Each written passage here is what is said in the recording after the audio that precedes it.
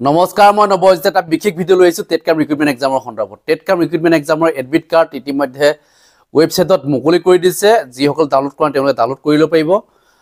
আৰু এটা ভাল খবৰ আহিলে যে বহুতে কৈ আছিল যে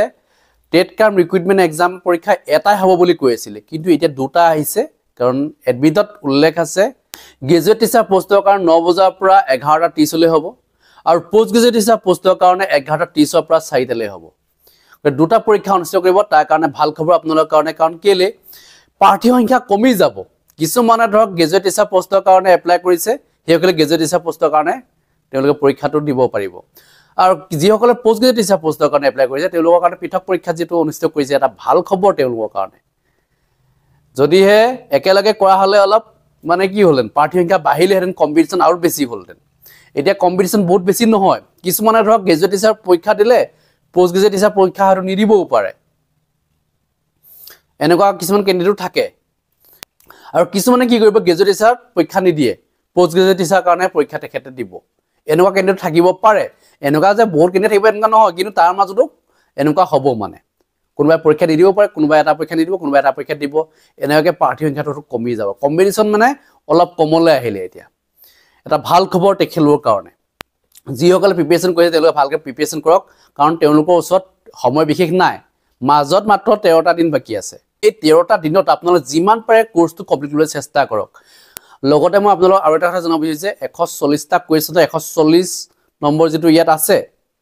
গতিকে এটা কুৱেশ্যনৰ নম্বৰ যেটো 1 নম্বৰকে যেটো ইয়াত আছে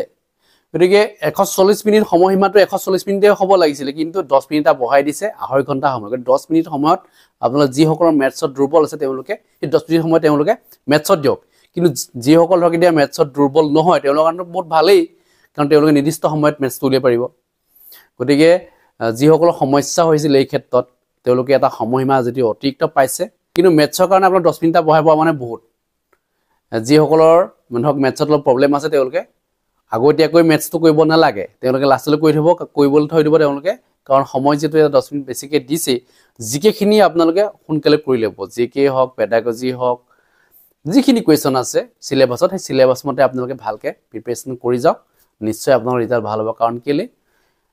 প্ৰাৰ্থী সংখ্যাটো যেটো কম গতিকে কম্পিটিশন বহুত বেছি নহয় ভালকৈ কৰা সকলৰ কাৰণে সমস্যা নহয় যদি ইয়াত নেগেটিভ মাৰ্কছ আছে 0.25 গতিকে 4টা কুৱেশ্যন যদি ভুল হয় আপোনালোকৰ 5 নম্বৰ এটা কাটিব 4টা কুৱেশ্যনৰ কাৰণে 4 নম্বৰটা অলৰেডি গলেই আপোনালোকৰ আৰু 0.25 কে যেটো মাইনাস হ'ব গতিকে তেনেকৈ 1 নম্বৰ এটা গুচি যাব 5 নম্বৰ আপোনালোকৰ কৰ্তন হ'ব 4টা কুৱেশ্যন ভুল হলে গতিকে আপোনালোকে পৰাপক্ষত ভুল কৰিবলৈ চেষ্টা নকৰিব বহুতে তেনেকৈ ভুল কৰি পেলাই 1 নম্বৰ কাৰণে লোকে চাকৰি নাপায় গতিকে নেগেটিভ মাৰ্কছ যেটো আছে সাৱধানে কৰিব কাৰণ কম্পিটিশন বহুত বেছি হোৱা নাই সেই কাৰণে আপোনালোকে সাৱধানে কৰাগিটা পাছ কৰি যাব যিবিলাকে অলপ টুক্কা মাৰিবলৈ চাব মানে যেটো সময়টো কম পাইছে পঢ়িবলৈ টুক্কা মাৰিবলৈ চোৱাগিটা কিন্তু থাকি যাব পাৰে গতিকে মই এইখিনি জনাইছো যদি কিবা ক'ব লগা আছে নিশ্চয় কমেন্ট সেকশনত লিখিব ধন্যবাদ জয় অসম।